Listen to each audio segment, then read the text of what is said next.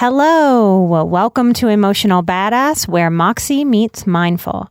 I'm your host, Nikki Eisenhower, life coach and psychotherapist, and on today's episode, I'm discussing soul care for sickness.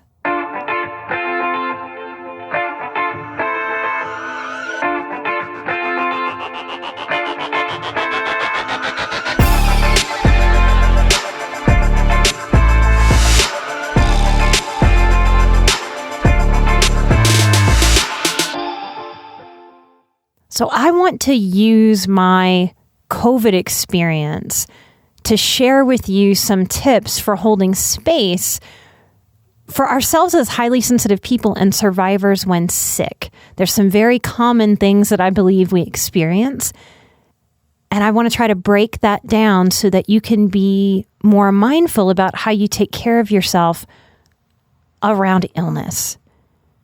I've been recovering from COVID. I caught it from a double vaccinated person, my very sweet brother-in-law. Chris and I both caught it, and we are both as fine as recovering from a bad cold or mild flu. Illness holds some complex energies for many survivors and highly sensitive people. This episode is an attempt to break down our highly sensitive experience of being ill. I'll share some mindful and practical tips to have better soul care while you're sick in this episode. Our January Patreon exclusive episode is a sister episode to this one, and it's called Illness, the Inner Child, and the Wise Woman, or the Wise Man. So today's episode is about the interplay of illness on our highly sensitive and emotional bodies. That sister episode that's available on Patreon is about talking to our inner child and cultivating our wise woman or wise man when we are ill. Okay, so the first thing that I want to say to you is that I'm asking you to be willing to look at what you like and what you loathe about being sick. Now, this takes a lot of radical honesty and introspection to be really honest with ourselves. For me, the part that I like, that I have liked since I was a child, is that once I get sick, it gives my super ambitious, goal-oriented propensity to overwork self permission to veg, to binge watch TV, to watch movies unapologetically back to back. Basically a permission to be wildly unproductive. For someone who values being productive, that permission feels amazing and liberating, even while my physical body feels ill and icky. Especially those of us that lean introverted, it may be that our introverted parts really love this permission to pull away, not just to Netflix and binge, but to pull away from everyone and hibernate like a bear. I'm sick is maybe the most societally acceptable, simple, and easy way to say no or to back out of plans. So those of us as highly sensitive people and survivors who are codependent people pleasers, we might love this permission.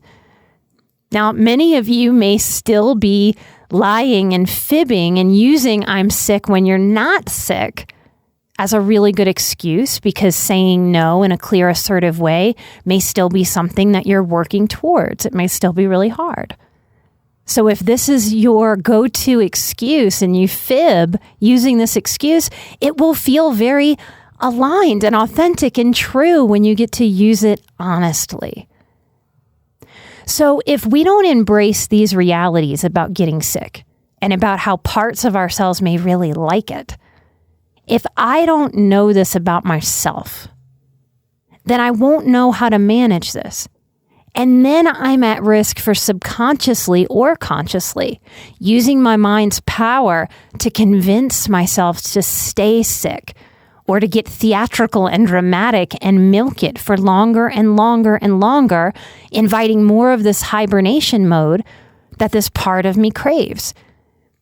And my regular life mode does not offer me this, which means that I can manipulate myself and the people around me, and that is not what I am here for in this one precious life. The other thing that we have to know about getting sick is that sometimes that started for us very, very young. In my own story, I was very sick as a child. I had asthma. My mother smoked in the house. I pretty much constantly had a head cold. I had bronchitis. I had sore throat after sore throat after sore throat. I went to the doctor constantly.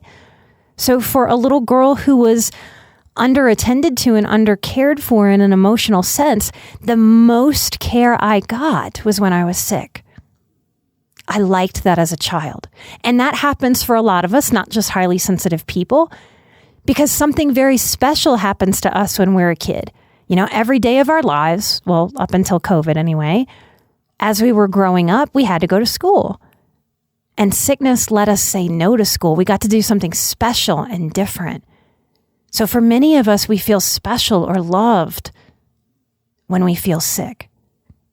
We have to know that so that we don't try to stay sick or invite more illness into our lives. So that's what I like about getting sick. What I loathe is how it makes my sensitive self feel in this body. Often before I know that I'm sick, right? There's a window where we get infected with something and we don't know that we are infected yet.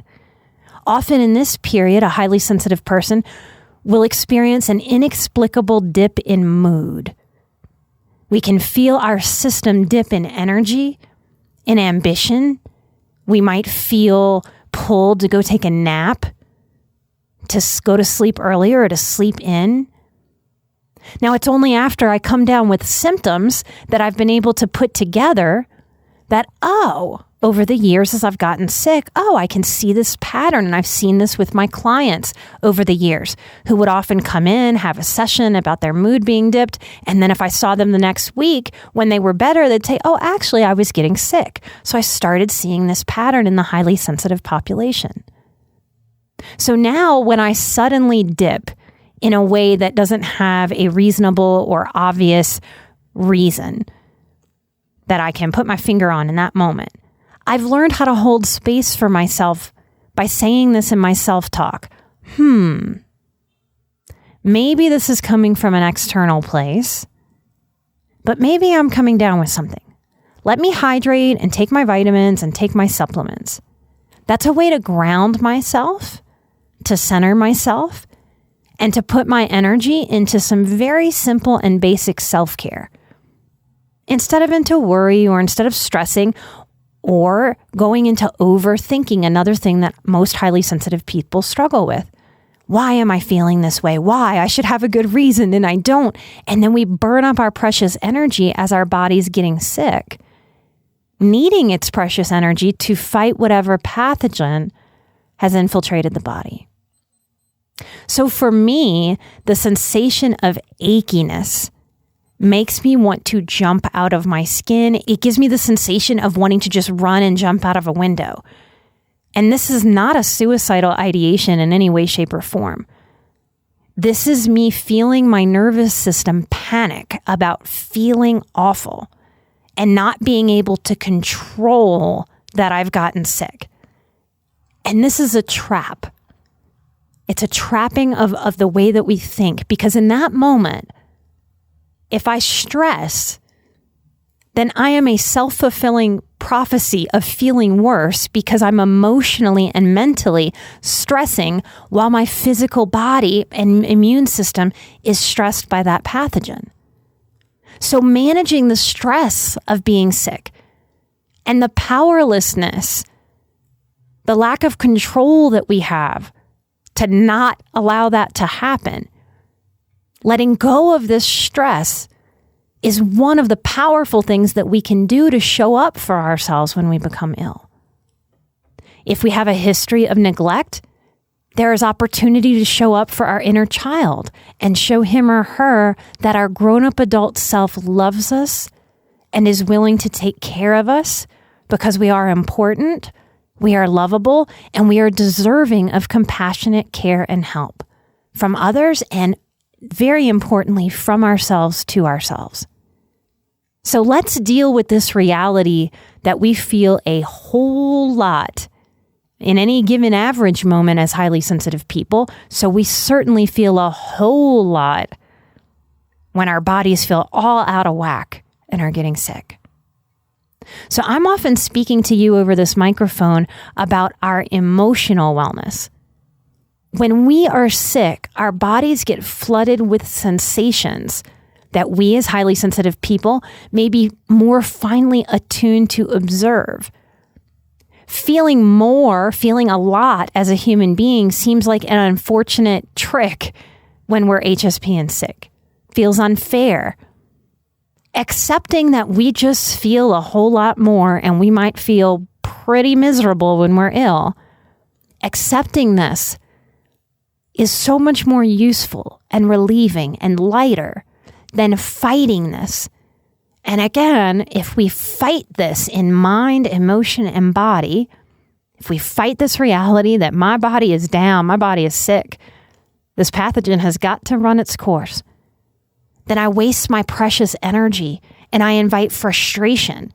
And our nervous systems do not need to be activated in this way while our body is fighting this pathogen. We can accept, we can breathe, and we can let go of control. And this can help ourselves feel better as soon as possible and not add to our struggle. So one of the things that I very much value as a human being is I value my time not being wasted and being productive. Since many of us as highly sensitive people go through a period in our development of trying to reject our sensitivity, we try to dial it down, we try to minimize it, we try to squash it. We're annoyed by it, we're angry at it, we feel burdened by it. Many of us also feel behind in life because of how much it takes, the time, the energy, even the money that it takes to pay therapists, to talk through these things, to figure ourselves out, to let go of our old pain, that we resent anything that shows up that seems to make us have to slow down. Then we feel stressed about, man, I'm not reaching those goals. So an illness can show up and really challenge us to not be so frustrated and annoyed in this way. A universal struggle in highly sensitive people is that because of all of this, we desperately want to be farther in life than we actually are. Because we are also visionaries, we can really see where we think we should be and give ourselves a really hard time about being right where we are. And if we feel like we're behind, it means that we're operating under this subconscious belief that we should hurry up and get ahead. So when an illness comes in, wow, can we be angry at being struck down by this illness, slowing us down even more? How dare this illness do this to me? In accepting that my expectations for a certain period of time that I don't get to decide must go unrealized when I'm sick is the acceptance process. When I get sick, I work to accept that this illness basically forces me, nature demands that I stop moving towards my human external goals in the ways that I actively want to be moving towards them. Again, if I fight this reality, I'm inviting stress, frustration, sadness on top of an illness. And every day, because most illnesses don't go away in a 24-hour period, so every day that I wake up still under the weather, if I invested in taking care of myself fully in this way, then I mindfully know that I have to let go again and again and again and again until my body is restored to wellness. I know that it is my job to manage that expectant part of me, that inner child part of me that crosses her fingers and hopes to wake up feeling better tomorrow. And if I wake up not feeling so much better, then I'm waking up with disappointment, with frustration. So what I get to accomplish, the goal that I can give myself, since I'm a goal-oriented person, is that in an ill day, I can accomplish letting go. That is my task. And when I do that well, I'm helping my body heal.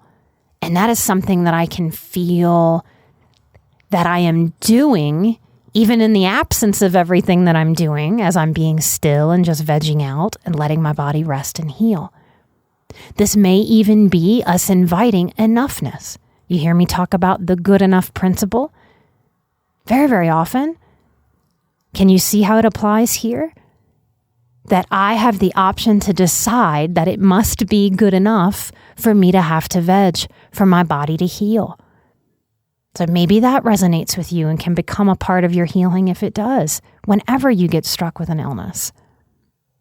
So, it is important, I hope you're picking up on this as we go through this episode. It's important that we learn how to acknowledge and then release how crappy, how out of control, how frustrated we might be when an illness hijacks our life and our time and our energy and our wellness. Another nuanced thing that we can feel when we're sick, if our childhood was hijacked by drama and dysfunction of our family system, we might even be angry, frustrated, resentful, and annoyed, as if an illness is the uninvited drama guest to my life's party. But I don't want my body to feel upset, to feel triggered in any way when it needs its energy to heal. So we acknowledge and we practice. It's a practice. So I can acknowledge and then I can practice letting go of these expectations moment to moment. And I can accept actively the losses, because it is an active decision to let go versus to hold on to frustrations. Life is a co-creation in this way. This is one of these major life points that we just tend to not ever have a class in. We just don't have the level of control our human egos seem to want us to be able to have in this life.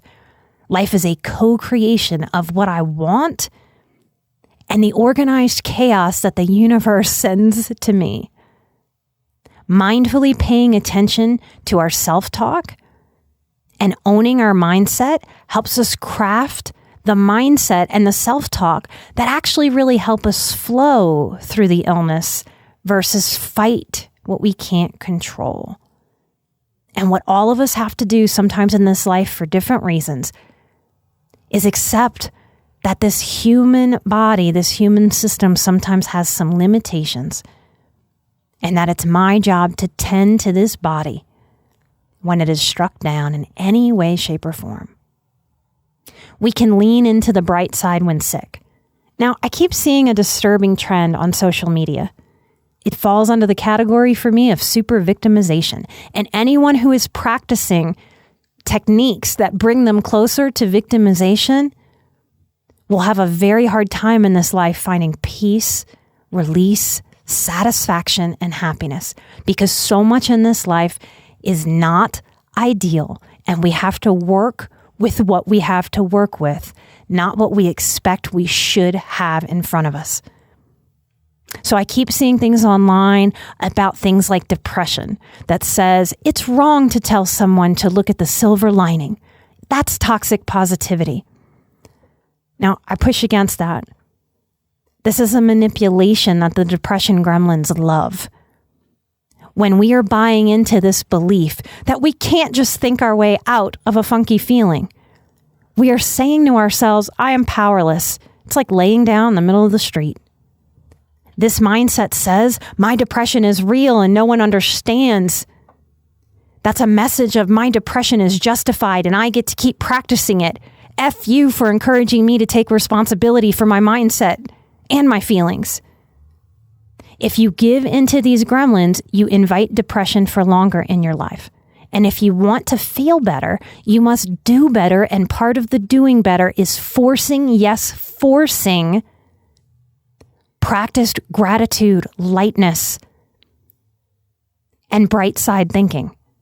Because if you aren't looking for the bright side, whether you're depressed, whether you're sick, whether life's just sending you wave after wave, like it does sometimes, if you aren't looking for the bright side and attempting to be on the bright side, where are you? Well, you must be in the dark. And how is that in the direction of solution or health, wholeness, wellness. How is that doing the work if you lay down in the street of your life, so to speak, and just give up? It's not. So I came down with COVID symptoms on Christmas Day. And what was supposed to be my vacation time at the end of the year where I reset for the next year. And for this particular Christmas, this was the very first time my in-laws were coming to Colorado since I've been with their son. So this Christmas held the expectation that it was going to be a fun vacation with so much that we had planned. And I was set to build a bond with my in-laws who live out of state. And we caught COVID. I took a beat to be pissed off, angry, frustrated, and annoyed that the best laid plans can still fall apart. Then, because you can't skip over this acknowledgement if you really want to move forward, then, after the acknowledgement, I shifted to what was in fact silver lining. My self-talk became, well, I'm grateful I've scheduled this time off to take care of myself, and I won't have to put out any of my clients for a week or two once I get back to work. Thank goodness we moved through the worst symptoms in about 1 to 3 days. Thank goodness our strong immune systems took care of us. We had plans to go to the Molly Brown house. We had tickets bought. They graciously refunded us. We had other tickets that didn't refund us at the Botanical Gardens. So I was grateful that the Molly Brown house, little shout out for y'all, refunded us when we were sick and couldn't go.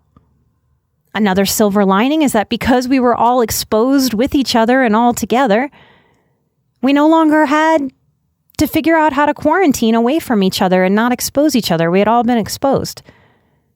So that bus had left the station. So when we felt a little bit better, the three of us who came down with symptoms, we hung out with everybody. About half our party didn't get sick. About half of us did. And we played a game. And we all laughed a lot. So instead of being frustrated with starting a new year with cooties, I'm grateful to walk into 2022 with strong natural immunity and antibodies. I feel validated and over the hump of wondering about my decision to pass on the vaccine. Now I can settle on knowing that that was the right decision for me and my body. I don't have to wonder about catching COVID. I don't have to try to not catch it anymore after 2 years of steadily being dosed with media fear. This is the next chapter for me, post-COVID, and I'm glad to be done with the pre-COVID chapter. This is how we learn to support ourselves. Even for the things that we don't want, we resist and we loathe and we don't want to happen to us. What I know to be true is that mindset is important with illness, and being in fear taxes the immune system, stresses an already stressed system. You can't run from being sick. My tip is to radically accept fearlessness before you ever catch COVID or the next flu. As a radical self-love practice, as a dedication to your highest self. I believe if I would have allowed myself to be frightened, and let's be clear that my very own president said in recent months that unvaccinated people would die this winter, and I am an unvaccinated person. Because I won't put new science into my body until it's tested in the population for at least 10 years. From being inside of healthcare and working in hospitals and with doctors, seeing what the AMA and all of the organizations that manage our medical world, seeing how they operate from the inside, that is something I've decided for myself. I'm not saying that that is the right thing. It is the right thing for me. You are tasked with figuring out the right thing for you. I've had a vaccine injury from the HPV vaccine many years ago, so I'm just more cautious now. If I would have allowed that fear that my president told everyone to have, I believe I would have had a hell of a harder time recovering. I used my stubbornness to pre-decide over these 2 years that if and when I came down with COVID, I would absolutely ground myself in this is totally okay. Our minds are powerful. It's up to each of us to manage how we are talking to ourselves and the messages that we are bringing and the messages that we are allowing into our consciousness. I am so sorry that so many of our authority figures the last 2 years have stood behind messaging that fear is right and smart and even noble. There is certainly a healthy fear, and there is certainly a dysfunctional fear. I strongly encourage you to learn the difference and to have boundaries with what influences you into dysfunctional fear. If you would like to dive more deeply into the difference between healthy fear and dysfunctional fear, go check out the episode from July 4th, 2021. It's called Healthy versus Toxic Emotions. Patience is another thing that we can practice when we get ill. I am now in a phase, I'm 90% healed up. I still have a little tiny remnant of congestion, but I can feel that my system is still a little tired. It's not at full strength yet. So I'm now in a phase that actually needs more patience than when I had active symptoms. And I need this patience so that I don't overdo it and tax my still healing body. Y'all hear me talk about the pendulum swinging? When we've been down and out for a little while and we start to feel better, we may want to have the pendulum swing and go all the way in the other direction and run and work hard or do a really big workout. I can feel the pendulum wanting to swing from the inactivity of being ill to overactivity to make up for lost time, that pressure I was talking about earlier. And that will just tank the wellness my body has achieved so far. I know that. So the fact that part of me wants to do a 3-hour workout and blast past these lingering effects of some fatigue, I have to manage that part of myself because my wise part knows that it's smarter to slow build my stamina back up over the next week or 2 or 3 or 4. So instead of the pendulum swinging and me allowing it to go from underdoing to overdoing, the visual I like is driving a car. No one drives well if they are all gas or all brake. Life requires a balanced combination of playing with the gas and the brake and the turning wheel. By mindfully observing myself, checking in with myself day to day and even moment to moment, I can gauge what I need and when, tapping into that wise woman part of me, ebbing and flowing as I tend to myself, as I push into doing and then lean into resting until I'm back at 100%. And we learn and we observe and we adjust all along the way. The sister episode to this episode is out on Patreon. It's called Illness, the Inner Child, and the Wise Woman. Because I'm a woman, I will also talk to the wise men that are out there. It should be released at the same time this episode is, and I'm going to piggyback on this episode. In the Patreon exclusive, we're going to talk about embodying and modeling the language of the inner child when sick, and how the wise woman or wise man can step in and up to take care of ourselves when we are sick. I also want to share the last live stream with you that was on our Patreon this month. I want to share a question from that episode. The topic was drugs and alcohol. I'm going to leave this anonymous, but the question one of our Patreon members shared for this live stream, for her own healing and for anyone else who resonates with this question, is a very powerful one. And it's real, and it's raw. And I'm so proud of the person that asked this question for being brave enough to ask it. Here it is. Do you think there are ever necessary times someone should be allowed to use substances? I have tried many times to dry out and face my demons, but the pain of my past keeps me immobilized. Every time I sober out, I end up losing jobs. I won't show up to work or I'll cry so hard I'll get sent home. Basically, I'm a functioning alcoholic, and there has been nothing that dissuades me from using. Being sober is painful, problematic, and I'm actually less present with people because of the pain. I feel blessed and honored to be able to receive that question and to answer it. So if you're interested in that and to come see the other questions that the other participants asked, come log on to Patreon. For February, our live stream topic is love. So any question on love, I am open to it. Romantic love, loving yourself. Come ask your love questions for February. As soon as you sign up for the live stream level, you'll have access to every live stream. At the $5 level, you get access to every exclusive episode we have put out all these years. We don't have commercials on the show because of your support at Patreon. If you value that, please consider joining our Patreon and supporting us, supporting you. We cannot do this show without the Patreon support. Thank you all so very much for allowing us to honor the integrity of this show and the healing vibes and not cram it full of commercials that I know y'all don't want to hear. I have a deep respect for your time, your energy, and I am cognizant of not wanting to waste it. So when you come to Patreon, it's not like Facebook or Instagram where I'm just throwing stuff up there to throw it up there. Every single thing that we put up there is a little nugget. You can be a member.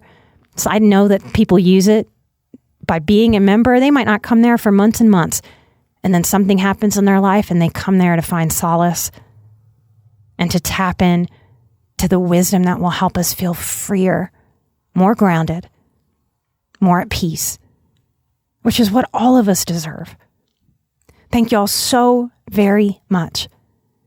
I hope all of you out there are healthy. Take those vitamins. I do believe vitamin D very much helped me and Chris get through COVID.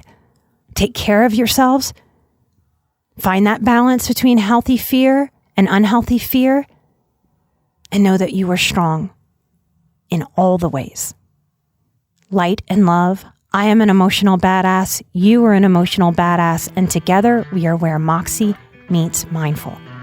Light and love. And I will see you right here next time. Bye-bye.